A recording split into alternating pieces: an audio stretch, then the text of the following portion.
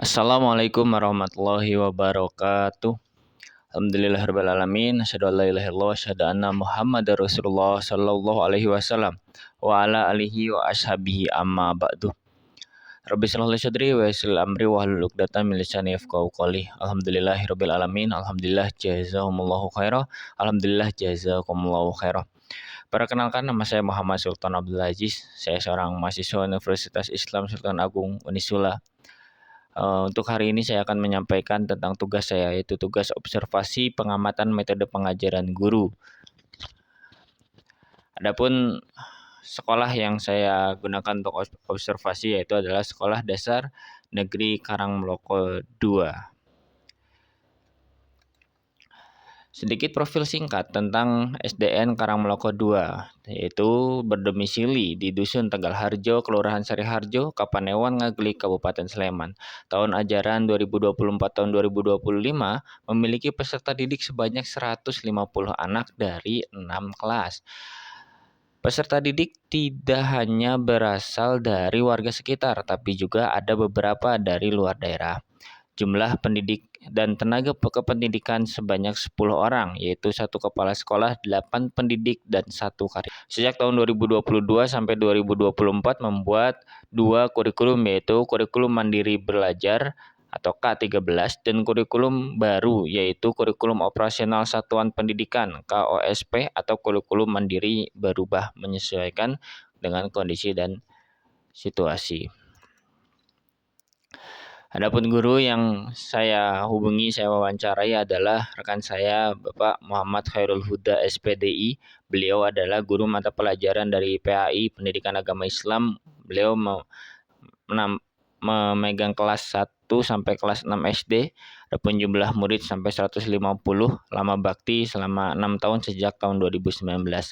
Adapun strategi dan metode yang digunakan ada metode ceramah, ada metode PBL (Problem Based Learning) dan atau pembelajaran berbasis masalah. Yang ketiga ada metode project. Yang keempat ada metode inquiry learning. Dalam prakteknya, strategi dan metode pembelajaran menyesuaikan dengan tujuan pembelajaran yang ada. Yang pertama adalah metode ceramah. Metode ceramah adalah penyampaian materi secara lisan oleh guru kepada siswa. Metode ini digunakan oleh beliau untuk menjelaskan konsep dasar agama Islam secara langsung seperti rukun iman, rukun Islam, kisah teladan Nabi, atau materi lainnya.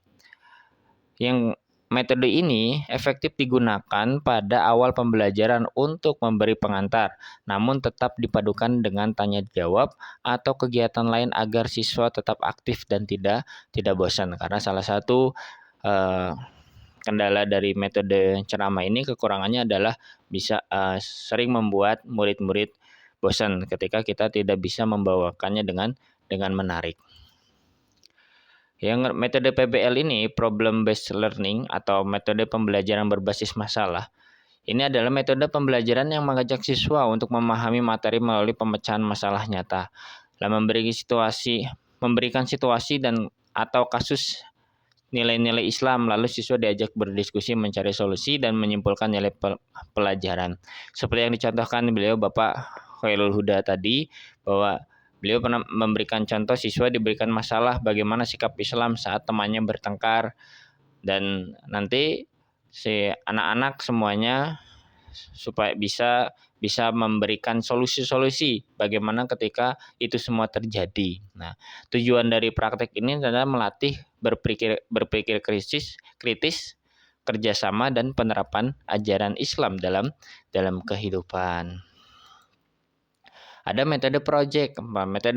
Metode project adalah pembelajaran berbasis kegiatan, di mana siswa menyelesaikan tugas atau membuat karya nyata yang berkaitan dengan materi PAI. Contoh, membuat poster akhlak terpuji, drama tentang kejujuran, atau kampanye kebersihan masjid, dan lain sebagainya. Kalau yang dicontohkan oleh Bapak Khairul Huda, salah satunya yang membuat kaligrafi, membuat tadi poster akhlak terpuji, dan lain sebagainya. Nah, tujuannya metode project ini biasanya menumbuhkan tanggung jawab, kreativitas, dan pemahaman nilai-nilai Islam melalui pengalaman yang langsung. Terus ada lagi metode inquiry learning.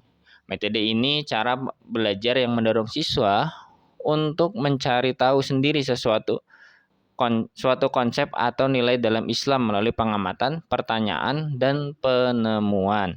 Contoh, siswa diajak mengamati perilaku sehari-hari lalu menyimpulkan mana yang sesuai dengan akhlak mulia. Jadi biasanya biasanya Pak Khairul Huda menyampaikan perilaku-perilaku ini A, B, dan C disebutkan, terus nanti anak-anak akan memilih mana sajakah yang termasuk perilaku yang mulia, mana sajakah yang membuat bisa masuk surga, terus mana sajakah yang bisa menimbulkan pahala, menjadikan pahala, dan mana sajakah yang bisa menjadikan dosa.